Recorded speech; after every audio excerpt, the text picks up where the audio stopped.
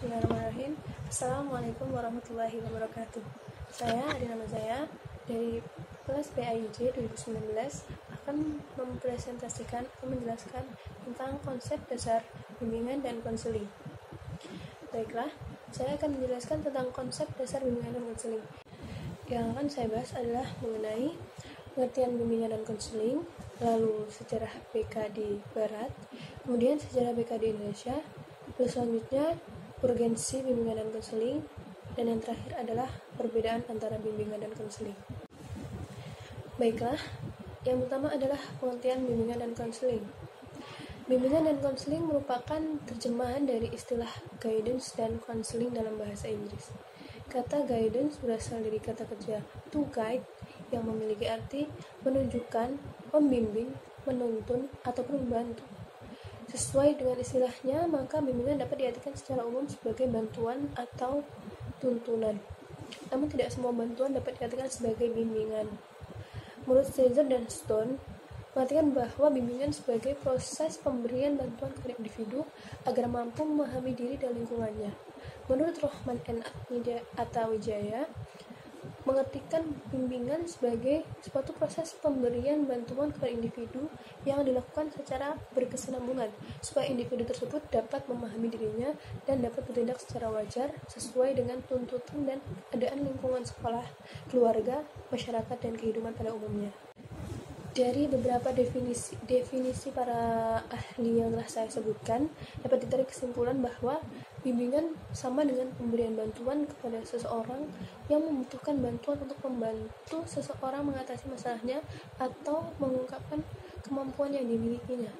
Bimbingan diberikan oleh seorang ahli di bidangnya kepada orang yang membutuhkan bimbingannya, dan bimbingan juga dapat diartikan sebagai upaya pemberian bantuan kepada peserta didik dalam rangka mencapai perkembangannya yang optimal. Bimbingan dapat diberikan kepada seorang individu atau sekumpulan individu. Ini juga berarti disebut kelompok. Bimbingan diberikan kepada siapa saja yang dibutuhkan, tanpa memandang umur, baik anak muda ataupun dewasa. Dengan demikian, bimbingan ini sangat penting untuk membantu para konseli yang mengalami masalah agar dapat teratasi secara optimal. Sebab itu dibutuhkan pelayanan yang baik, menyenangkan, menarik, dan profesional. Dan yang selanjutnya adalah pengertian konseling. Secara etimologis, istilah konseling berasal dari bahasa Latin, yaitu consilium, yang berarti dengan atau bersama, yang dirangkai dengan menerima atau memahami. Sedangkan dalam bahasa Anglo-Saxon, istilah konseling berasal dari sell, yang berarti menyerahkan atau menyampaikan. Konseling adalah hubungan pribadi yang dilakukan secara tatap muka antara dua orang, yang dimana konselor melalui hubungan itu dengan kemampuan-kemampuan khusus dimilikinya. Dalam hal ini, konselor dibantu untuk memahami diri sendiri, keadaannya sekarang, dan kemungkinan kedepannya, masa depan yang dapat ia ciptakan dengan menggunakan potensi yang dimilikinya, demi untuk kesejahteraan pribadi maupun masyarakat. Lebih lanjut, konselor dapat belajar bagaimana memecahkan masalah-masalah dan menentukan kebutuhan-kebutuhan yang akan datang. Maka dapat dirumuskan, pengertian bimbingan dan konseling adalah proses pemberian bantuan yang dilakukan melalui wawancara konseling itu face to face oleh seorang ahli yang disebut konselor kepada individu yang sedang mengalami sesuatu masalah yang disebut konseling atau klien, yang bermuara pada teratasinya masalah yang dihadapi konseling serta dapat memanfaatkan berbagai potensi yang dimiliki dan sarana yang ada, sehingga individu atau kelompok individu itu dapat memahami dirinya sendiri untuk mencapai perkembangan yang optimal, mandiri, serta dapat merencanakan masa depan yang lebih baik untuk mencapai kesejahteraan hidup. Yang selanjutnya adalah sejarah bimbingan dan konseling di Barat. Munculnya bimbingan dan konseling di Barat tidak lepas dari campur tangan seorang Frank Parsons yang kemudian hari populer dengan sebutan The Father of Guidance. Ia sangat menekankan pentingnya memberikan pertolongan kepada orang lain supaya dapat memahami dan mengenal pribadi masing-masing, sehingga mereka akan mengetahui kekuatan dan kelemahan yang ada pada diri mereka. Dari berbagai literatur disebutkan ternyata ada yang lebih dulu mengaplikasikan bimbingan daripada Parsons. Ialah Jesse B. David, seorang konselor yang bekerja di sebuah sekolah menengah Detroit Selama kurun waktu 10 tahun, dia memberikan bantuan untuk mengatasi masalah-masalah pendidikan, moral, dan jabatan siswa. Setelah itu, barulah pendirian vocational baru, dilakukan oleh Frank Parsons. Selain itu, perkembangan bimbingan dan konseling di Amerika cukup pesat. Hal itu ditandai dengan berdirinya APGA, yaitu American Personal and Guidance Association, pada tahun 1952. Kemudian pada bulan Juli 1983, organisasi ini berubah menjadi AACD, yaitu American Association for Counseling and Development. Setelah Perang Dunia Kedua, peran bimbingan dan konseling lebih tertuju pada masyarakat, lebih lagi kepada para tentara yang baru datang dari medan perang dan akan kembali ke masyarakat.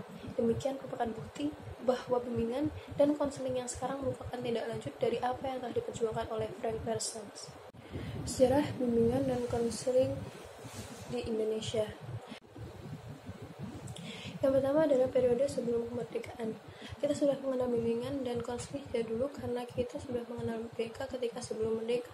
Contoh konkret adalah ketika para siswa dimanfaatkan sebuah kalangan untuk memperjuangkan pendidikan melalui pendidikan adalah Ki Hajar Dewantara yang mulai menanamkan nasionalisme di kalangan para siswanya. Yang kedua adalah periode 40-an. Periode ini lebih fokus pada pemberantasan buta huruf yang merupakan akibat dari rendahnya kualitas dan sedikitnya kesempatan anak bangsa untuk mengenyam pendidikan. Lalu selanjutnya adalah periode ke-50-an. Tantangan bimbingan pada periode ini begitu besar, yaitu memecahkan masalah kebodohan dan keterbelakangan rakyat Indonesia. Pendidikan mendapat porsi lebih karena memang waktu itu bimbingan dituntut untuk membantu siswa agar bisa berprestasi. Lalu selanjutnya adalah periode 60-an. Bimbingan dan konseling pada periode ini mulai dibicarakan dalam forum-forum formal, seminar, dan lokakarya. Hal itu terjadi pada tahun 1960 di Malang. Konferensi ini melahirkan keputusan bahwa bimbingan dan penyuluhan dimasukkan dalam kurikulum FKIP. Disinilah letak perkembangan bimbingan dan konseling pada dekade 60-an. Pada periode 70-an, periode ini merupakan masa di mana bimbingan mulai berbenah diri dari segi penempatan legalitas sistem dan pelaksanaannya. Lalu pada periode 80-an, setelah berbenah mulai pemantapan dilakukan untuk menjadikan bimbingan yang profesional. Lalu di periode menuju era lepas landas, kehidupan nasional pada era ini menuntut setiap individu supaya lebih mandiri dan disiplin serta berintegritas. Kemampuan ini diharapkan dapat memicu orang untuk berpikir lebih dewasa dan dapat menyelesaikan masalah pribadi dengan cara-cara yang mencerminkan sikap kedewasaan, bukan dengan jalan pintas. Yang selanjutnya adalah urgensi bimbingan dan konseling. Bimbingan konseling berada dalam posisi kunci dalam sebuah lembaga pendidikan, yaitu institusi sekolah sebagai pendukung maju atau mundurnya mutu pendidikan. Peran bimbingan dan konseling dalam meningkatkan mutu pendidikan tidak hanya terbatas pada bimbingan yang bersifat akademik, tetapi juga bimbingan pribadi, sosial, intelektual, dan pemberian nilai. Peran bimbingan dan konseling dalam meningkatkan mutu pendidikan terletak pada bagaimana bimbingan dan konseling itu membangun manusia yang seutuhnya dari berbagai aspek yang ada di dalam diri peserta didik. Pendidikan bermutu bukanlah pendidikan yang hanya mentransformasikan ilmu pengetahuan dan teknologi saja, tapi juga harus meningkatkan profesionalitas dan sistem manajemen. Perbedaan bimbingan dan konseling. Pada dasarnya, bimbingan dan konseling merupakan proses pemberian bantuan yang dilakukan oleh seorang ahli terhadap seseorang atau beberapa orang yang memiliki masalah, yang dilakukan dengan wawancara, psikotes, pengisian angket, dan lainnya, agar orang yang bermasalah dapat mengembangkan potensi dirinya sehingga dapat menyelesaikan masalah itu sendiri. Perbedaan antara bimbingan dan konseling terletak pada segi isi kegiatan dan tenaga yang menyelenggarakannya. Dari segi isi, bimbingan lebih banyak bersangkut paut dengan usaha pemberian informasi dan kegiatan pengumpulan data tentang siswa dan lebih menekankan pada fungsi pencegahan. Sedangkan konseling merupakan bantuan yang dilakukan dalam pertemuan tatap muka antara dua orang manusia, yaitu antara konselor dan klien. Dari segi tenaga, bimbingan dapat dilakukan oleh orang tua, guru, wali kelas, kepala sekolah, dan orang dewasa lainnya. Namun, konseling hanya dapat dilakukan oleh tenaga-tenaga yang telah terdidik dan terlatih.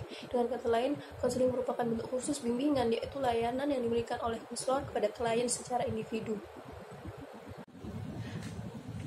Baiklah, mungkin cukup sekian presentasi yang dapat saya sampaikan. Mohon maaf apabila terdapat banyak kesalahan, dan akhirnya wassalamualaikum warahmatullahi wabarakatuh.